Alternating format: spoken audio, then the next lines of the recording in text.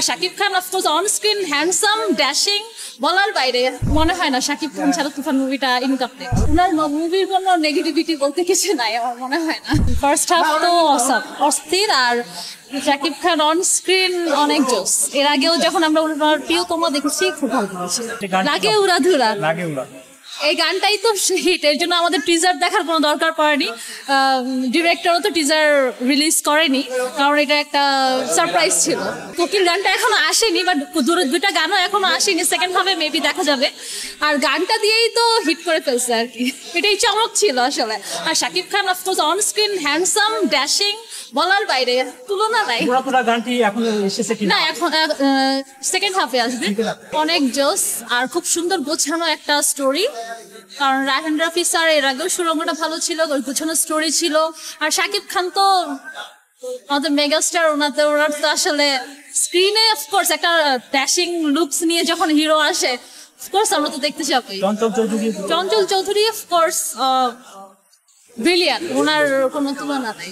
অভিযোগ এসেছে যে সিনেমাটি কপি বা না, সিনেমা কখনো কপি হয় না, লাগতেই পারে, বাট এরকম কিছু আমার মনে হয় না। অনেকেই বলছেন যে এখন শাকিব খান সুপারস্টার থেকে মেগা স্টারে পরিণত হয়েছে। Of course megastar Shakib Khan, megastar, এর ছাড়া তো কিছু নেই। অফকোর্স 20 ইয়ার্স প্লাস হয়ে গেছে, না স্ট্রাগলের তো কোনো কমতি ছিল না। মেগাস্টার তো অফকোর্স, কারণ এখন ব্যবসা সফল মুভি উনি ছাড়া মনে হয় না কারো হবে। মনে হয় না শাকিব খান ছাড়া তুফান মুভিটা ইনকমপ্লিট।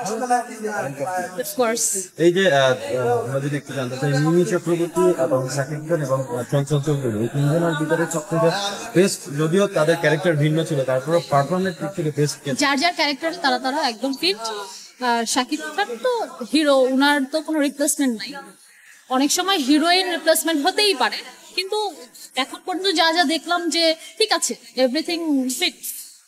রিসেন্টলি শাকিব খানের আরো একটি টিজার দেখেছি, দরদ নামের একটি সিনেমা, আপনি দেখেছেন কিনা ভাই? হ্যাঁ, অফকোর্স সোনাল চৌহানের সাথে। এটা মানে সবাই, এটা আমরা সারপ্রাইজ অ্যাকচুয়ালি, আমরা কখনো আশা করিনি। শাকিব খানের সিরিয়াস যে অ্যাক্টিং লুকসটাই ডিফারেন্ট অ্যাকচুয়ালি। এটা আমরা কখন ওনাকে মানে সবাই আগে তো মুভি দেখার জন্য এত পাগল থাকতো না। অফকোর্স দেখতে দেখতে অভ্যাস হয়ে গেছে যে না, এখন একটা বিলিভ কাজ করে। ওনার সবসময় ব্যবসা সফল মুভি আগেও আসছে আর পরেও আসবে। ওনার মুভির কোনো নেগেটিভিটি বলতে কিছু নাই আমার মনে হয় না। আমরা হচ্ছে যেমন টিকিটের ডিমান্ড, যেটা দেখা গেছে যে টিকিট আরো কিন্তু হাই প্রাইসে কিন্তু সেল হয়েছে। আমরা হাই প্রাইস দিয়েই টিকিটটা কিনেছি, যে এটা পয়সা উসুল হয় নাই। অফকোর্স এটা ফার্স্ট হাফেই পয়সা উসুল। ফার্স্ট হাফে কোন জায়গাটা বেশি আপনাকে অ্যাটাক করেছে? শাকিব খানের এন্ট্রি, ফার্স্ট এন্ট্রি। মানে একটু বিবরণ দিয়ে বলা যাবে না, এটা মুভিটা না দেখলে হবে না। অফকোর্স ফার্স্ট এন্ট্রি, এটা টিজার তো আসেনি এখন। ওনারা তো মুভি নিশ্চয়ই লিক করে না, বললে জিনিসটা খারাপ হয়ে যাবে। আসলে আমি লিক করতে চাচ্ছি না। ডায়লগ ওকে, ডায়লগ এখনো মুখস্থ হয় নাই। Thank you.